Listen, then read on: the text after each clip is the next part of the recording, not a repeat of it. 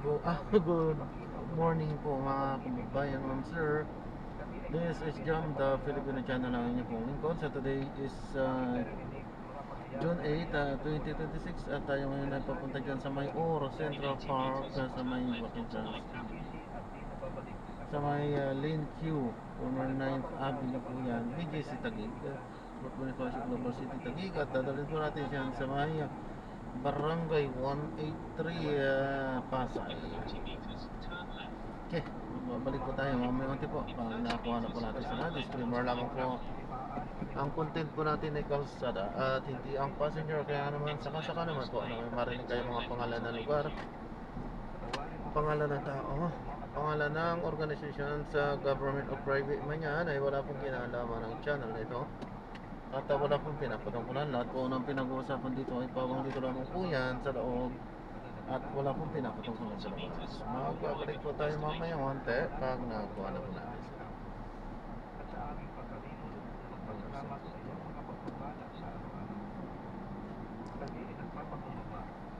At hindi nakapatumaran sa aming mga kasalanan.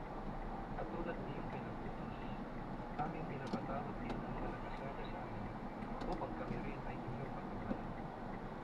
Kami nagpapatawad sa aming kapwa, dahil din sa kami ay nagtitiwala na ikaw ang kagagawan sa amin ng tunay na katawid sa iyong hanggang panahon at paraan, ayon sa iyong mga pangako.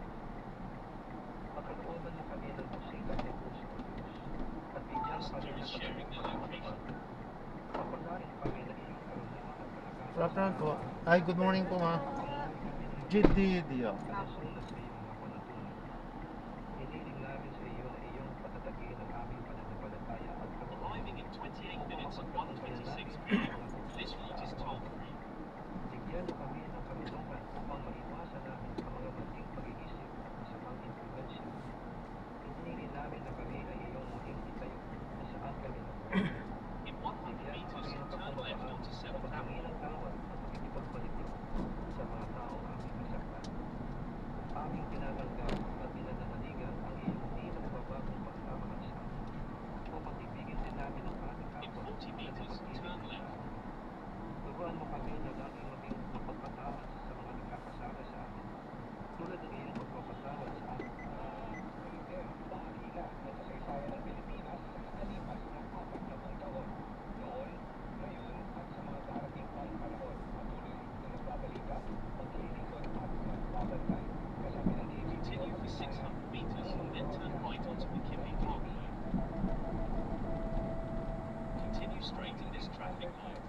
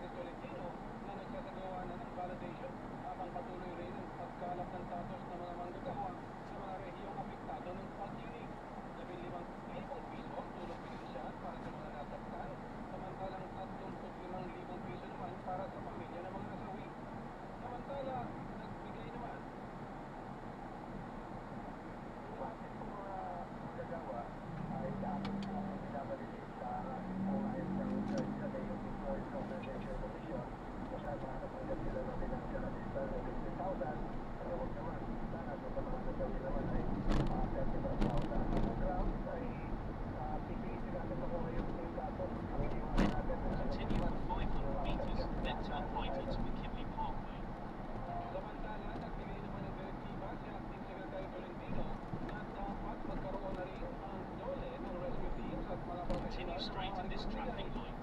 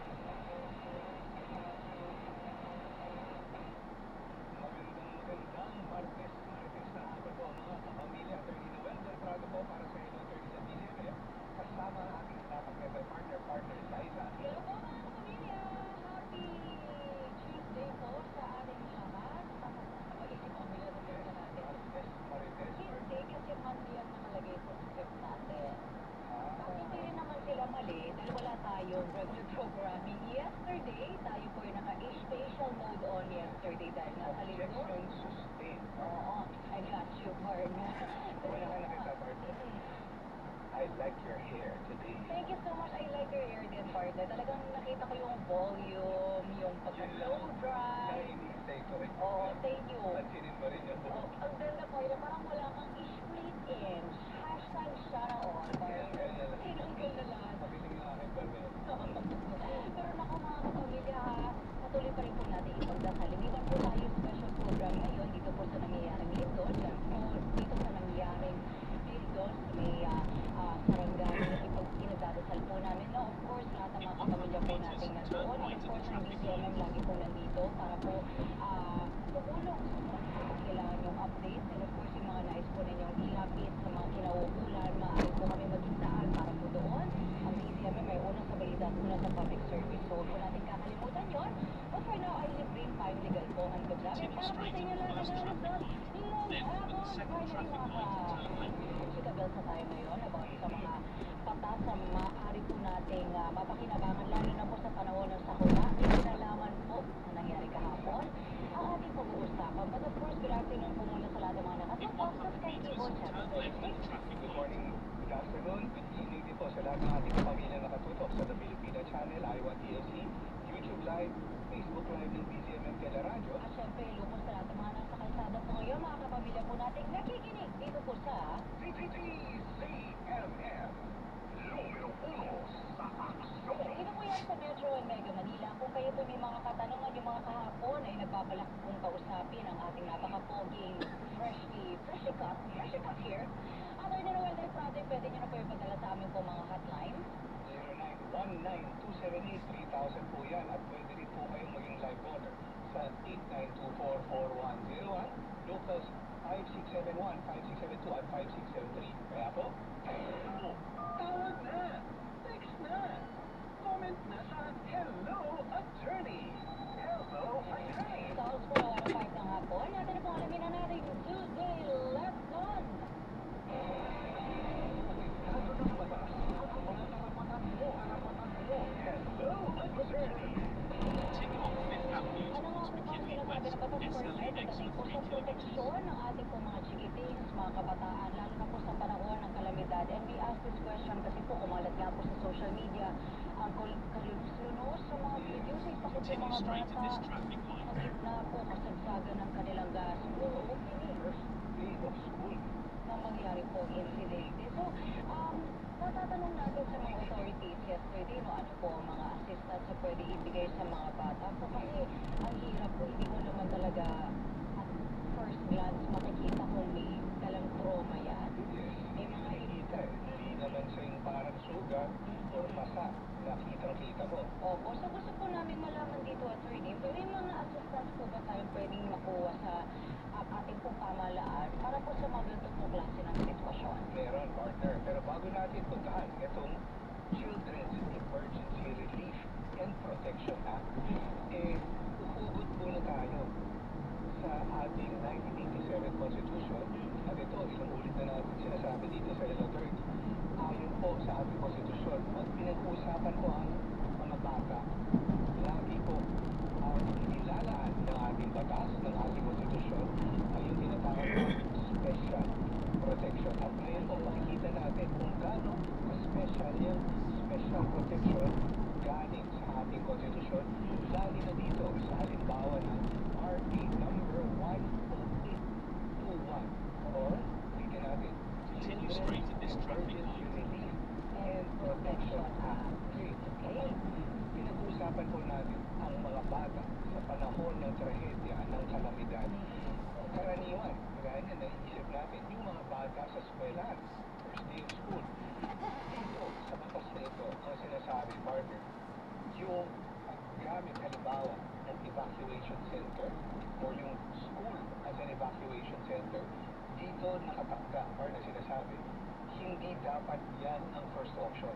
Okay. Sinasabi ng batas, and I quote, yung paggamit ng classrooms sa para sa evacuation center, dapat yan ay last resort. Okay. Tignan muna ang lahat ng available facilities Oo. ng gagamitin. Ang classroom, ang gymnasium, o kung ano pa man yung school facilities.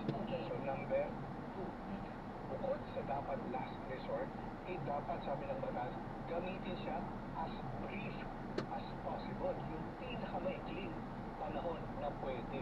Ibig sabihin, kung gagamitin mo yung eskwelahan kasi, ibig sabihin titigil ang pagkakataon ng mga batang makapag-aaral. Kasi siyempre, madi-displace yung kanilang place of study, place of schooling. So kaya dapat last resort at as brief as possible. In fact, sabi ng batas na ito, kung higit sa 15 araw sa tansya, kasi nga, kagaya na, grabe ang pinsala. The aftershocks pa yan. Yan, so na-drop na natin sila. Maraming salamat po sa panonood. Hanggang sa muli po, ingat. God bless. Paalam po muna kung samantala tayo ay gagawa na ng ibang video sa ating susunod na misyon. Paalam po.